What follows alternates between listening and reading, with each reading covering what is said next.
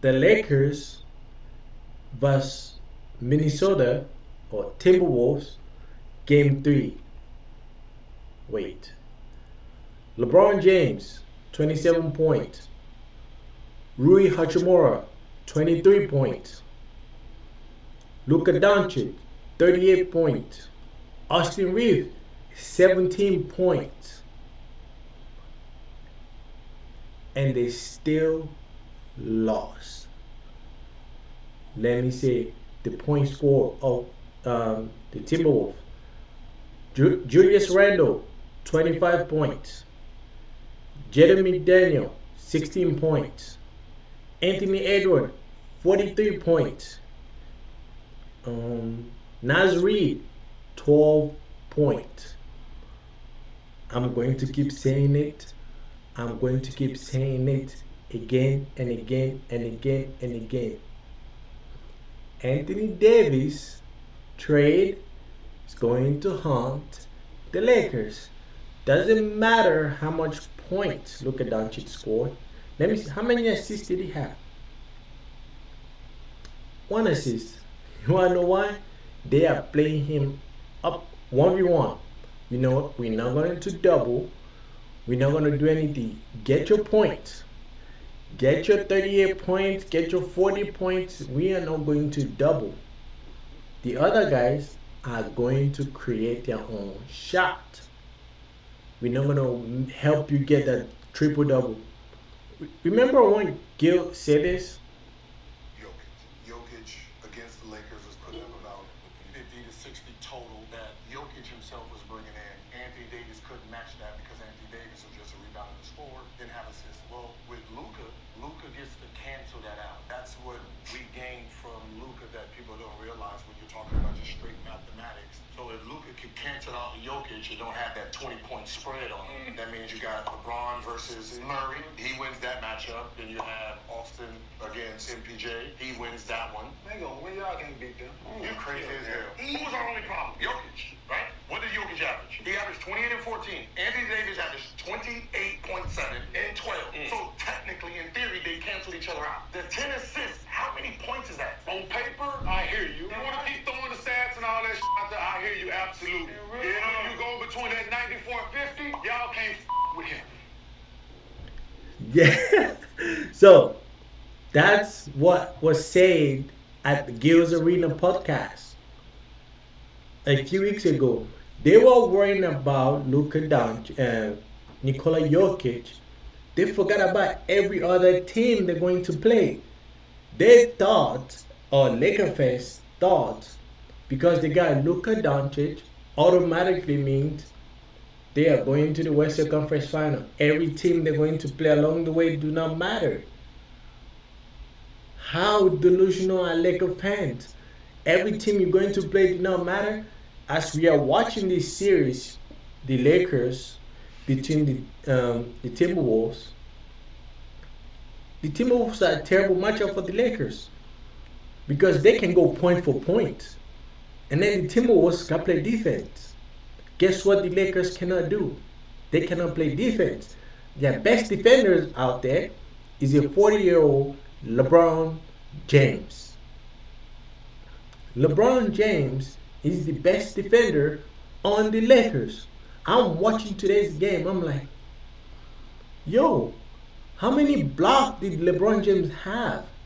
How many blocks did the rest of the team have? Or whoever their center. Hayes is not playing. I don't even know his name. I know his name is Hayes. I don't know the other name, the first name. He doesn't move play. They play him in the first half and some part in the first quarter, and then in the second quarter, that man is disappeared. Third and fourth, he doesn't move play. That's how Luka Doncic get most of his assists. Like we watch Dallas go to the final. Luka Doncic we come to the paint, bounce, lob. Lively or whoever the golfer or whatever his name is, dunk it. He will drive, lob, dunk. That's that's what he was doing. Just the alley oop, every single. That's how he got most of his assists. Now in the Lakers, he got nobody that can be that dunker. They'll be slashing in trying to go to the a dunk. They have nobody, and they don't have nobody to defend the paint. Like if the Lakers are trying to drive to the paint, they have Rudy right there, Rudy Gobert, and then they have Naz Reid who can play as a center but also can stretch, the court. You have they have 5 players that can shoot from the outside. Nobody is clogging the paint. They are making the Lakers, hey, you are going to come outside. You cannot clog up the paint. The paint is open. So if you don't open, like game 2, Anthony Edwards, drive, kick, open shot. Drive, kick, open shot. So now in game 3, they're not clogging the paint. So when they're trying to go out, driving lane, driving lane, driving lane. So it's like game 2 and game 3, the Timberwolves use different strategy, and the Lakers cannot cope with either one of them. They're trying to clog the paint. The Timberwolves were just shooting outside. They're trying to go outside and block 3-point shooters. Driving lane. We saw it to David Tanger. We saw Julius Randle was just going in the lane, in the paint. He was pounding. He was killing them in the paint. This is why Anthony Davis was very crucial.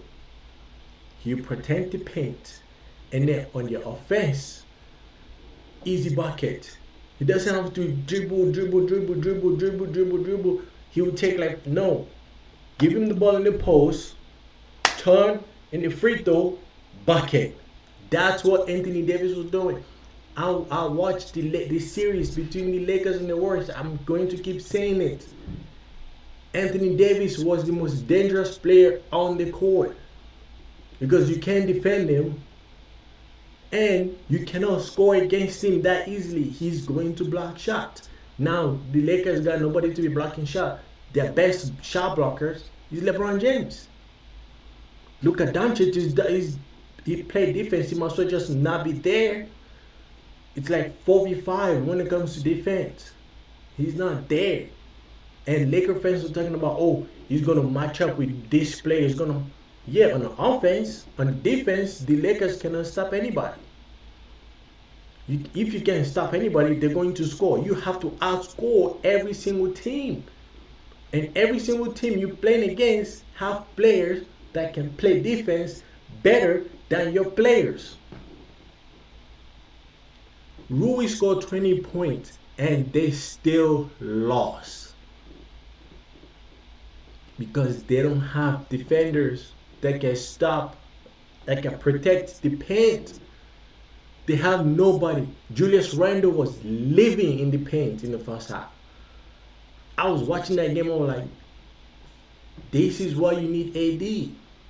This is why you needed AD to protect the paint. But it seems like I'm never gonna claim like, oh, I'm a basketball savant. But I watched the game long enough to understand that you need someone to protect the paint. They may not be tall, but you need someone that can play that defensive. He can be that defensive general, a defensive quarterback like Draymond Green.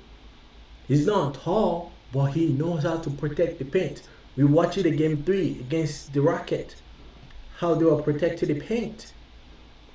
How he was guarding Shegun, whatever his name is. He's protecting the paint. The Lakers got nobody to protect the paint. That's why they are 3-1 down. They're about to be Lakers. No, Minnesota in 5. Not Lakers in 5. Minnesota in 5. They're about to stop going. They're about to stop. Pack. Well, next game is in Crypto Arena. Is that the name again? Is that the name or they changed it? Yeah, whatever his name is, they're about to stay home because Minnesota, they cannot stop the Minnesota offense. Like no matter how much people wanna talk about, oh, LeBron James is gonna do this, look at Luxon, they're gonna do this. They can't stop anybody on defense.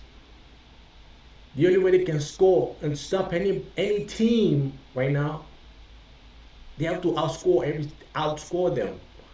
They cannot hold any team under 100 points, or even like even the game they won against Minnesota. Minnesota just won, you know, their regular self. They were not hitting the normal shot they usually just make. They were not making those shots. That's how the Lakers even won.